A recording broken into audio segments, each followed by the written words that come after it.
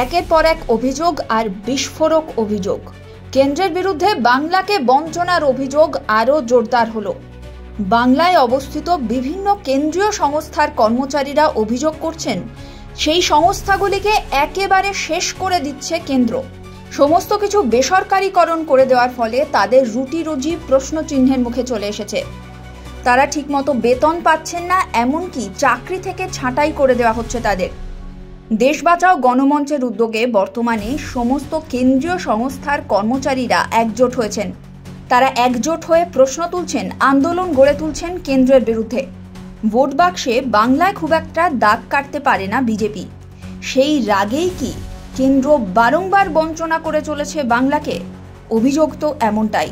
Rail থেকে শুরু করে বিমানবন্দর, পোর্ট, ব্যাংকিং সেক্টর, শিক্ষাক্ষেত্রের 15টিরও বেশি কেন্দ্রীয় সংস্থার কর্মচারীরা একজোট হয়ে বিভিন্ন বিস্ফোরক অভিযোগ করেছেন। তারা বলেছেন কিভাবে তাদের জীবন নির্বাহ করা দুর্বিষহ হয়ে উঠছে। দেখুন। আপনাদের মধ্য দিয়ে আমি এই বার্তাই দিতে চাই, অর্ডিন্যান্স 31 এমপ্লয়িজ ডেমোক্রেটিক অ্যাসোসিয়েশনের পক্ষ থেকে কেন্দ্রীয় সরকারের কাছে পৌঁছে দেওয়ার জন্য, যাতে এখান থেকে অফিস না উঠে যায় এবং কর্মচারীদের নিরাপত্তা থাকে। কিন্তু 2010 সালের 29শে ডিসেম্বর মেট্রো রেল ভবনে রেলের একটি অনুষ্ঠানে মমতা বন্দ্যোপাধ্যায় ঘোষণা করলেন যে আজ থেকে মেট্রো রেলওয়ে ভারতীয় রেলের 17তম জোন হিসেবে চলবে। তো সেই থেকে মেট্রো রেলের 17তম জোন হলো এবং তারপর থেকে মেট্রোর সমস্ত কর্মচারীরা মেট্রো যাতে রেলের সমস্ত ফ্যাসিলিটি পায়, এই জোন না হওয়াতে অনেকেই অনেক ফ্যাসিলিটি পাচ্ছিল না, সেটা মমতা বন্দ্যোপাধ্যায় করে দিয়েছেন। এবং মমতা বন্দ্যোপাধ্যায় চলে যাওয়ার পরে ভারতবর্ষের অন্যান্য রাজ্যে যেসব মেট্রো রেল হয়েছে সেগুলো কিন্তু কোনোটাই ভারতীয় রেলের অংশ নয়, সেগুলো সব বেসরকারি সংস্থা। তো আমরা চাই এই যে blue line, orange line, green line, এইসব মেট্রো রেল নতুন নতুন আরো সংগঠিত হচ্ছে, আরো এক্সটেনশন হচ্ছে, এগুলো যাতে বিক্রি না হয়।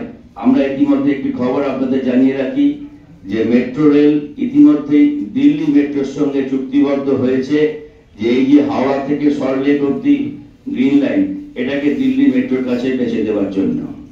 তো সেই জন্য আমরা আমাদের মাননীয় সাংসদ দোলা সেনের নেতৃত্বে লড়াই করছি মেট্রো রেলে, যাতে কোনোভাবেই মেট্রোর কোনো অংশকে বেসরকারি করা না হয়, যাতে রেল বোর্ডের আন্ডারেই থাকে। আমরা এয়ারপোর্ট থেকে জেডারএসের কর্মী বলছি। জেডারএস 2019-এ 17 এপ্রিল বন্ধ হয় এবং এনসিএলটি বলেছিল যে চলবে, কিন্তু সুপ্রিম কোর্ট বলল যে জেডারএস চালানো যাবে না। এর ফলে আমাদের প্রায় 23,000 ওয়ার্কার্স জেডারএসের সমস্ত কর্মচারী সমস্ত সুযোগ সুবিধা থেকে বঞ্চিত এবং চাকরি তো আমাদের দূরস্থ। আমাদের প্রভিডেন্ট ফান্ড, গ্র্যাচুইটি এবং বকেয়া মাহিনা কিছুই আমাদের দেয়নি এই কেন্দ্রীয় সরকার। অথচ কেন্দ্রীয় সরকারের সমমন্ত্রী, কেন্দ্রীয় সমমন্ত্রী এবং কেন্দ্রীয় পরিবহন মন্ত্রীকে জানানো সত্ত্বেও আমরা কোনো রকম সদুত্তর পাইনি। এর ফলে সারা ভারতবর্ষ জুড়ে 23,000 শ্রমিক সমস্ত বকেয়া, সমস্ত সুযোগ সুবিধা থেকে বঞ্চিত হয়েছি এবং বর্তমানে আমরা প্রায় 23,000 শ্রমিক বেকার এবং আমাদের খুব খারাপ অবস্থার মধ্যে আছি এবং প্রচুর আমাদের বিভিন্ন বহু স্টাফ আমাদের আত্মহত্যাও করেছে এর ফলে, চাকরি থেকে বঞ্চিত হওয়ার ফলে এবং চাকরি না হওয়ার ফলে, এবং বিভিন্ন তারা লোনে জর্জরিত হয়েছে। এবং এরপরে আসি আমরা এয়ার ইন্ডিয়া। এয়ার ইন্ডিয়া আগে সরকারি একটি সংস্থা ছিল, বর্তমানে এয়ার ইন্ডিয়া টাটা গোষ্ঠীর হাতে চলে গেছে এবং এয়ার ইন্ডিয়া টাটা গোষ্ঠীর হাতে যাওয়ার ফলে যারা শ্রমিক কর্মচারী আছে তাদের কোড অফ কন্ট্রাক্ট আছে যারা এবং ফিক্সড টার্মে যারা আছে তাদের যখন তখন কাজ থেকে বের করে দেওয়া হচ্ছে। বছরে 2 কোটি বেকারের চাকরি দেব, কিন্তু বছরে 2 কোটি বেকারের চাকরির পরিবর্তে বিএসএনএল সহ সমস্ত রাষ্ট্রায়ত্ত সংস্থা থেকে সমস্ত কর্মীদের ছাঁটাই করে চলেছে। যেরকম আমাদের বিএসএনএল এ 2014 আগে উনি 14তে বলেছেন আজকে দিন 2014 আগে যদি বুড়া দিন, ওই বুড়া দিনে আমাদের বিএসএনএল এর যে আমরা হচ্ছে ঠিকা শ্রমিক যারা আছি, ঠিকা শ্রমিকদের জেসিএল প্রথা অর্থাৎ জব কন্ট্রাক্ট লেবার প্রথাতে আমাদের সব কাজ ছিল। সেই সময় আমাদের মিনিমাম ওয়েজেস ছিল, পিএফ ছিল, ইএসআই ছিল, বোনাস ছিল, ন্যাশনাল হলিডে ছিল। কিন্তু বর্তমানে গভর্নমেন্ট অফ ইন্ডিয়া জিএম পোর্টালে এসএলএ নামক টেন্ডার অর্থাৎ সার্ভিস লেভেল এগ্রিমেন্ট কাজ এক, শুধু জামাটা পরিবর্তন করিয়ে দিয়ে এসএলএ নাম করে সেখানে আর কোনো কিছু দেখা নেই, মিনিমাম ওয়েজেস এর দেখা নেই, ইপিএফ এর দেখা নেই, ইএসআই এর দেখা নেই, বোনাসের দেখা নেই, ন্যাশনাল হলিডেস এর দেখা নেই। এরকম অবস্থায় আজকে কেন্দ্রীয় সরকার চলছে। তাহলে 2 কোটি বেকারের চাকরি তাহলে কোথায় গেল? চাকরি তো হচ্ছেই না, উল্টো বিএসএনএল যে কলকাতা টেলিফোন সেন্টারে একটা সময় 5000 লেবার কাজ করতো, আজকে 1000 লেবার কাজ করে। আজকে সারা বিএসএনএল অফিস, একটু আগিয়ে যান টেলিফোন ভবন, আপনারা সাংবাদিক বন্ধুদের বলবো, অফিসগুলোকে ভাড়া দিয়ে দিচ্ছে, বিক্রি করে দিচ্ছে। একটা সরকারি অফিসের জায়গা আছে, ঠিক আছে, ভাড়া তারা দিতে পারে। কাদের ভাড়া দিচ্ছে? সরকারি সংস্থাকে না, প্রাইভেট সংস্থাগুলোকে ভাড়া দিচ্ছে যারা অনলাইন ব্যবসা করে। বিএসএনএল একটা প্রোটেক্টেড প্লেস, সেই প্রোটেক্টেড প্লেসে সারা রাত 24 ঘন্টা কি করে মানুষের প্রবেশ থাকতে পারে? আর এদিকে বলছে লস হচ্ছে, সেই লসের দায়ভার কাদের উপর? কন্ট্রাক্ট লেবারদের উপর। তাহলে এই যে ভাড়া দিয়ে যে ইনকাম হচ্ছে, তাই ইনকামের ভাগটা কোথায় যাচ্ছে? তাহলে কি কেন্দ্রীয় সরকারের আগামী নির্বাচনের ফান্ড তোলার জন্য যাচ্ছে? এটা আমাদের কাছে প্রশ্ন। নির্বাচনের ফান্ড তোলার জন্য যাচ্ছে প্রশ্ন। আজকে বিএসএনএল এর হচ্ছে এখনো 3G, বলুন আজকে বিএসএনএল সরকারি সংস্থা 4G চালু করতে পারলো না, কিন্তু মোদিজির ছবি জিওতে অ্যাড দিচ্ছে। তাহলে হচ্ছে প্রধানমন্ত্রী একটা সরকারি সংস্থায় বিএসএনএল এর জন্য কেন অ্যাড দিচ্ছে না? এই প্রশ্ন সংবাদ মাধ্যমের কাছে আমরা রাখলাম। 2014 সালের জানুয়ারি মাসে সেলে চাকরি করতেন প্রায় 99,059 জন ব্যক্তি, এবং 2024 মের যে রেকর্ড, এটা সেলের ওয়েবসাইটেই পাওয়া গেছে। মে মাসে 24 যে রেকর্ড, তাদের 55,648 জন চাকরি করছে, প্রায় অর্ধেক। যেরকম বিলম্ব বললেন আমার আগেই, যে জেম পোর্টালেও যেরকম মেনশন করে দেওয়া নেই, লেবার ল ভায়োলেশন হচ্ছে, ম্যানেজমেন্টে এসে বলছে যে আমাদের তো লেখা নেই কতজনকে চাকরিতে রাখতে হবে, তাই আমাদের সুবিধা মতো রেখে দিচ্ছি। তাই এই একই কথা আমাদেরও এই সেলের পক্ষ থেকে আমি একই কথা বলবো, যে আমাদের লড়াই এবং প্রতিবাদ জারি থাকবে। আমি 2011 পর একমাত্র পশ্চিমবঙ্গে সেন্ট্রাল মিনিমাম ওয়েজেস ব্যাংকিং সেক্টরে চালু হয়। এখনো পর্যন্ত পশ্চিমবঙ্গ ছাড়া অন্য রাজ্যে, অন্য সরকার শাসিত রাজ্যে এখনো কিন্তু সেন্ট্রাল গভর্নমেন্টের মিনিমাম ওয়েজেস ব্যাংকিং সেক্টরের কর্মীরা পায় না। দ্বিতীয় পয়েন্ট হচ্ছে পিএফ। 2014 সালে 29 আগস্ট পিএফ এর সিলিং 6,500 থেকে 15,000 করা হয়। তখন সেন্ট্রাল গভর্নমেন্টের মিনিমাম ওয়েজেস ব্যাংকিং সেক্টরে এবং সর্ব সেক্টরে ছিল 10,000 টাকা। এখনো পর্যন্ত সেই মিনিমাম ওয়েজেস 24,000 পৌঁছালেও, 24,000 সামথিং পৌঁছালেও, 25,000 কাছাকাছি, সেই পিএফ এর সিলিং এখনো আপডেট বা কোনো নোটিফিকেশন আপডেট করা হচ্ছে না। এর জন্য প্রত্যেকটা সেন্ট্রাল গভর্নমেন্টের প্রতিষ্ঠান এবং প্রত্যেকটা ভেন্ডার পিএফ কম জমা দিচ্ছে এবং প্রত্যেকটা শ্রমিকরা তাদের পিএফ কম জমা করছে। প্রথম বিষয়, আমরা ভারতীয় জীবন বীমা নিগমের এজেন্ট। 1938 পর থেকে কমিশন এজেন্টের যে রীতি ছিল, সেই কমিশনের পরিবর্তন কিছু হয়নি, কিন্তু এই প্রথম আমাদের কমিশন বৃদ্ধির বদলে কমিশন হ্রাস করা হয়েছে। 1 অক্টোবর থেকে 7% কমিশন এজেন্টদেরকে কার্টুনমেন্ট করা হয়েছে। কিন্তু অদ্ভুত ব্যাপার, 8 পে কমিশন কালকে অ্যানাউন্স হয়েছে। 8 পে কমিশনে কর্মচারীদের বেতন বৃদ্ধির কথা বলা হয়েছে। সর্বস্তরে বেতন বৃদ্ধি হচ্ছে, কিন্তু একমাত্র এলআইসি এজেন্ট, তাদের সারা ভারতবর্ষে তাদের 7% এজেন্ট কমিশন কম হয়েছে। আমরা প্রায় 14,14,756 জন এলআইসি এজেন্ট এবং তাদের পরিবারের সদস্য মিলে প্রায় 2 কোটি মানুষ আমরা এর আওতায় পড়েছি, এবং আমরা আজকে আমাদের জীবন জীবিকা নির্বাহ করা একটা সংকটের মুখে পড়েছি। তো আমি চাইছি যে কোম্পানি একটা সময় এতগুলো মানুষের রুটি রোজগার চালাতো, পশ্চিমবঙ্গের অর্থনৈতিক ব্যবস্থাকে একটা জায়গায় দাঁড় করিয়ে গেছিল, মাত্র একটা শোয়ের জন্য 2016 সালের 27 ফেব্রুয়ারি শ্রীকুমারবাবু বলে গেছে অধিগ্রহণ হয়ে গেছে। সেই অধিগ্রহণের উপস্থিতিতে টাকা লাগবে না, প্রধানমন্ত্রীকে টাকা দিতে হবে না, শুধু একটা সিগনেচার দেবে, তাতেই কোম্পানি পড়ে যাবে, হাজার হাজার লক্ষ লক্ষ মানুষ আবার চাকরি করবে, আবার আমাদের সমাজ ব্যবস্থার অর্থনৈতিক উন্নয়ন হবে। এইটুক যে এই ব্যবসা, এই সিগনেচারটা পর্যন্ত আজ পর্যন্ত আমরা আদায় করতে পারবো না। বারবার দিল্লি যাওয়া হয়েছে, ধর্ণা মঞ্চে বসা হয়েছে, কিন্তু তাদের বুড়ামির জন্য দিচ্ছে না। আপনার সবাই মন থেকে হাত তুলে একবার বলুন তো, শিল্প সংজ্ঞার অর্থ কি? আমি মনে করি শিল্প সংজ্ঞার অর্থ দাদা খুব ভালো বলে গেছেন, মোদি, আদানি আর আম্বানি, এর বাইরে শিল্প মনে ভারতবর্ষের বুকে আর নেই। এটাই আমার মনে হয়েছে, এটাই বললাম। কিন্তু এই ধারণাকে ভুল করে আগামী দিনে মানুষকে বলে দেবে গণতন্ত্র দেশ, এটা রাজতন্ত্র নয়। মোদি, তোমাকে জানতে হবে রাজতন্ত্র তুমি এখানে চলাতে পারবে না, গণতন্ত্র দিয়ে আমাদের এই দেশের উত্থান। আমরা গণতন্ত্র দিয়ে তোমার চেয়ার থেকে হাঁটিয়ে, এই জঞ্জাল হাঁটিয়ে আমরা আবার শিল্পগুলোকে বাঁচাবো।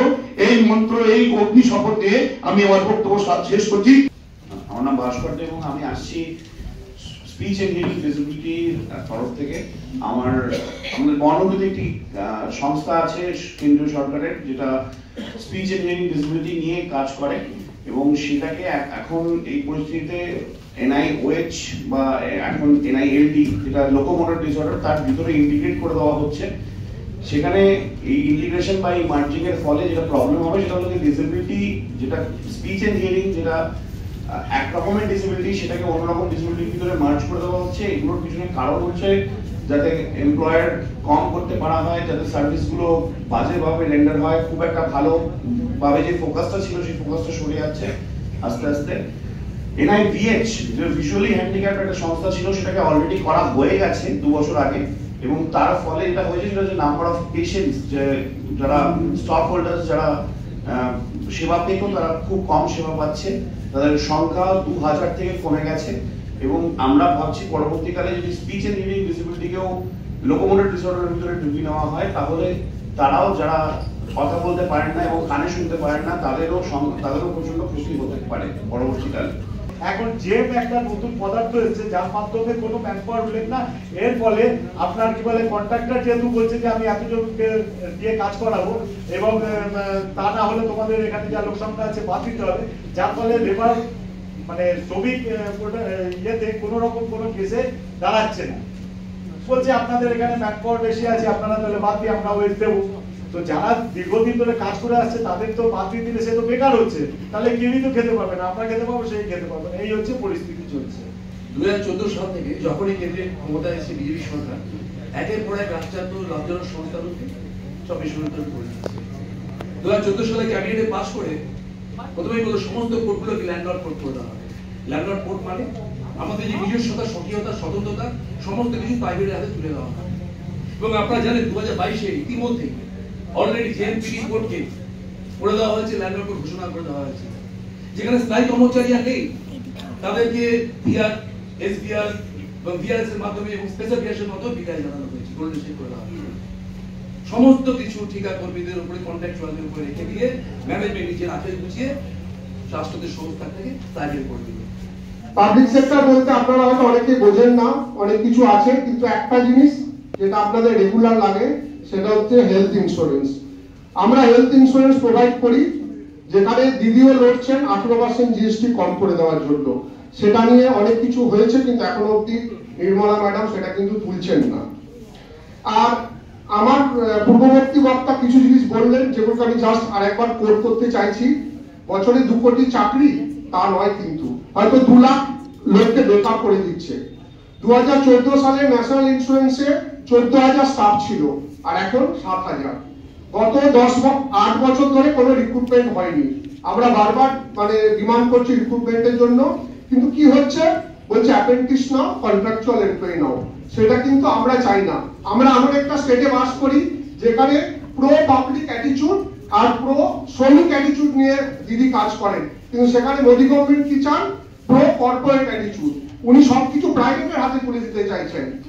পাবলিক সেক্টর ইন্স্যুরেন্স কোম্পানিকে 2018 সালে বলা হয়েছিল মার্চ করা হবে, তারপর 22 সালে বলা হলো ডিসইনভেস্টমেন্ট করা হবে, একটা সরকারি কোম্পানিকে বেচে দেওয়া হবে। কেন বেচে দেওয়া হবে? কারণ এরা লস মেকিং কোম্পানি। আমরা কেন লস মেকিং কোম্পানি?